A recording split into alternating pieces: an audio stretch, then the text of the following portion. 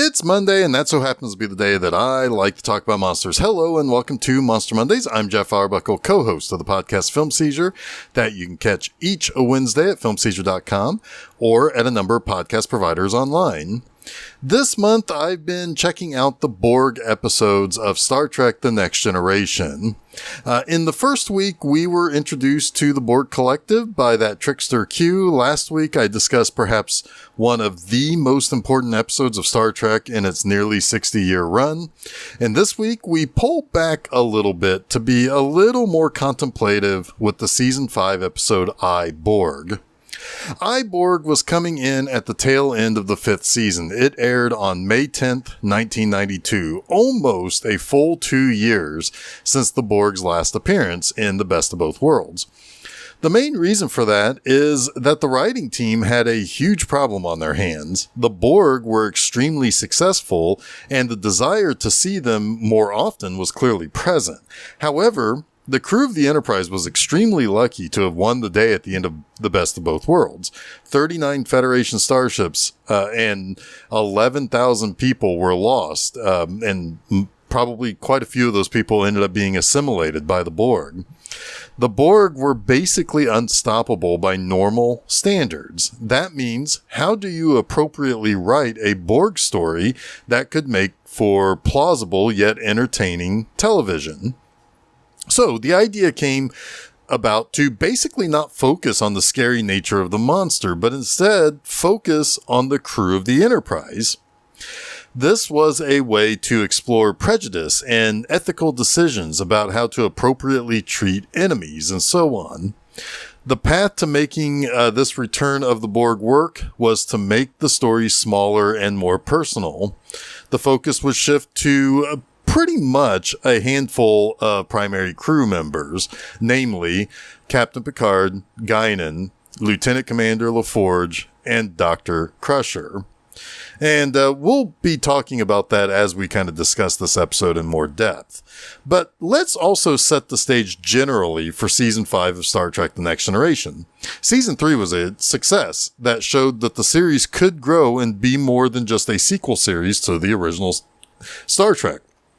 Season 4 would start with the conclusion to the all-time great cliffhanger that was The Best of Both Worlds Part 1, and then followed it up with an extremely personal story about family, specifically with Worf's human foster parents and Picard dealing with his own trauma from his assimilation and his long-standing feud with his brother Robert.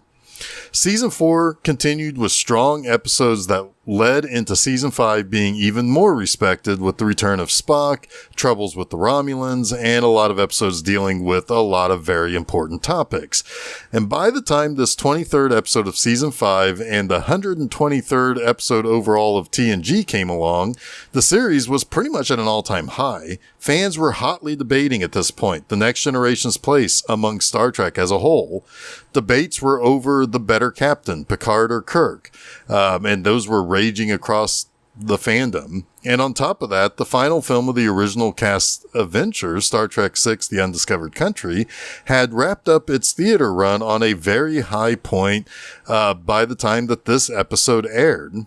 The Next Generation was now in the driver's seat for the franchise and the Star Trek that was available. Also, it would be the basis for a new spin-off series from that era called Deep Space Nine that were in works to premiere just after the new year in 1993. So I, Borg turned out to basically prove to be the pinnacle of the series and acts as a quiet sequel to The Best of Both Worlds in a couple of ways. But with that, I think we should get right into it. As the Enterprise is exploring a planetary system that might serve as a good place for a Federation colony on one or more of the planets, they enter into the system and Data discovers a repeating message that Riker suggests might just be a distress signal. Responding to the message, Riker, Worf, and Dr. Crusher beam down and discover a single life form with very weak signs. When they move a piece of metal covering the body of the survivor, they discover a adolescent Borg drone. Riker calls in the findings of the drone, and Data mentions that there are no signs of Borg activity in the area. But Picard does not want to bring the drone aboard, as it would alert the Borg of their interference. And Crusher says it's probably already too late for that, as, she's wanting to help this injured creature. But Worf, my main man Worf, he suggests that they just kill the drone and then make it look like it died as part of the accident. But Picard eventually relents and allows them to bring the Borg on board when Crusher makes it pretty obvious that she is not going to let up in her medical oath to heal an injured being. So when Picard visits the brig where Crusher is working on the drone, he asks LaForge if he knows anything about the Borg subroutines. He suggests that they could send the drone back to the collective with an invasive program that will act as a virus to spread throughout the collective and in months' time or so, create a total shutdown of the hive that would ultimately destroy them all. Riker agrees with Picard, using the reasoning that they are at war, but Dr. Crusher is quite resistant to the idea, stating even at war, you don't kill civilians. And Riker fires back to her that there are no civilians in the Borg collective. Picard orders the plan to go forward, and they're told that the drone is awake, so they go to witness the drone seeking a port to feed energy from. So Geordi LaForge decides to create a little portal that this drone could plug into for energy consumption. When Geordi installs the port for the drone speaks to Geordi and makes mild threats about assimilation and how he must be returned to the ship and all of that stuff. And Geordi learns the drone is designated third of 5, as he was one of the 5 drones on the scout ship that crashed. Worf had earlier stated that he found the other 4 casualties all dead and deactivated. But third of 5 continues to threaten assimilation, even as he doesn't attempt to harm Crusher or Geordi when they try to study the Borg connection to drones so Geordi could upload this viral program. The drone asks for their designations. Crusher tells him that they have names, not designations. So when the drone learns they are Beverly and Geordi, he decides he wants a name of his own, and they decide to call him Hugh. It's starting to become very obvious that Hugh is inquisitive and views the world in 2 basic ways. The first is what he was programmed to view the world as within the Borg collective. And the second is through what can really only be called wonder and curiosity. This disarms Geordi, and he begins to have serious doubts about what he's been tasked to do. Well, there are some other issues quickly approaching. 31 hours away, Data discovers that there is a fastly approaching scout ship similar to the one that wrecked on the moon.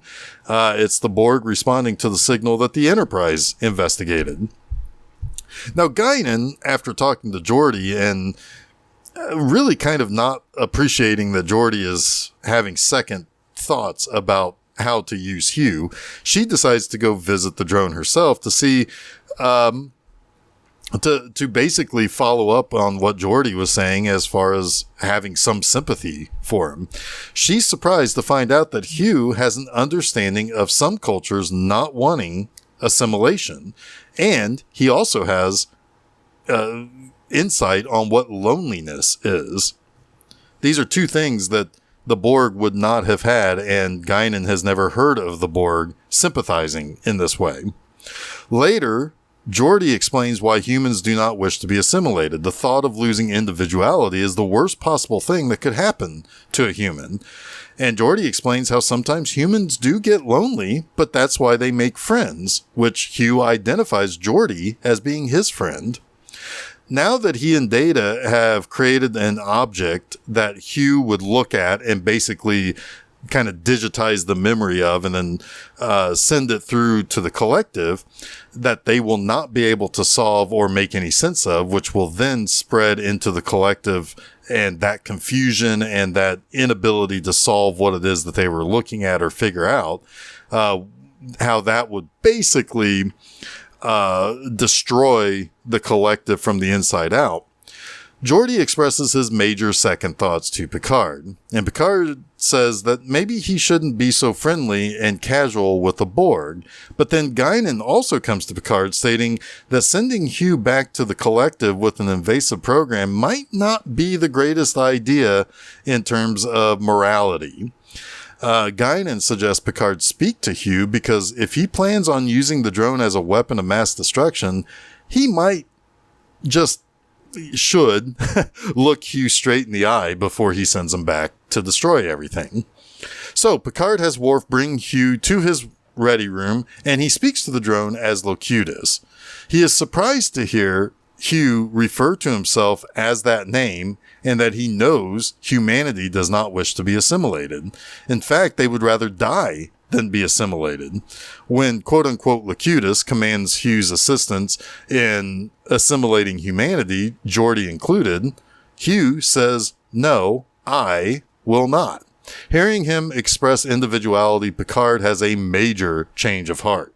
Riker suggests that maybe they could just wipe his memory and return him to the collective. But Geordi says, what's the point in helping him achieve individuality if we're just going to take it away from him? And Picard says that they would likely reassimilate him if they return him to the crash site unaltered, and his memories would at that point be erased, just to be replaced by the thoughts of the collective. But maybe, just maybe, his newfound individuality will be able to transmit out in the seconds before he's reassumed into the collective. But Crusher ponders, well, what if he just simply doesn't want to go back? Well, Picard offers asylum to Hugh, and if Hugh wants to stay, they would protect him.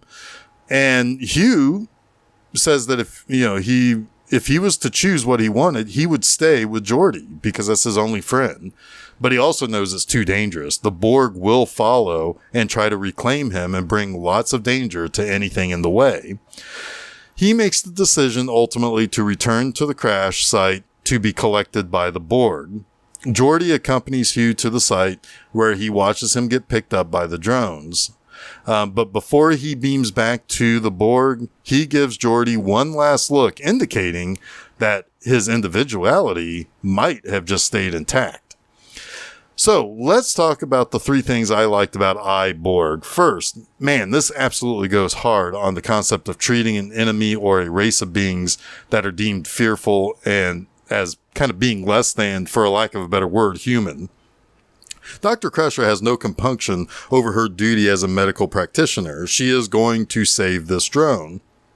However, Worf wants to just kill the thing and then cover up their involvement in the thing's death.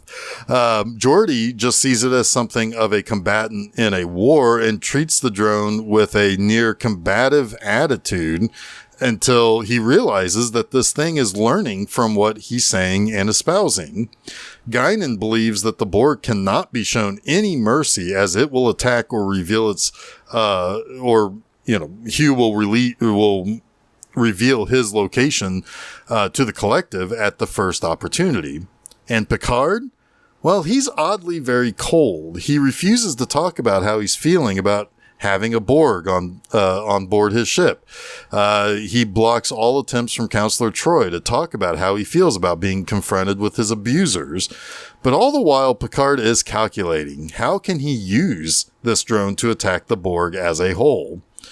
There is such a clear gap between what the Borg, or what the drone is, a living being, and what the Enterprise crew thinks it is, a monster, something that will destroy them all basically if it had a choice. For a lack of a better term, quote unquote, it. Next Generation was always very good at not shying away from these characters being human and having these cold feelings and prejudices about other cultures the Federation were opposed to. When TNG would go to these types of stories, they were always really good at exploring context and nuance of why the characters would feel the way they did. It gave them a voice to express that and gave them the grace to evolve from those initial feelings to seek other ways to resolve the problem at hand. There's a lot of very good character work being done here. Second, all that we knew before of the Borg was this kind of swarm of insect life, hive-minded beings that come in, scoop up a civilization, and take off with it.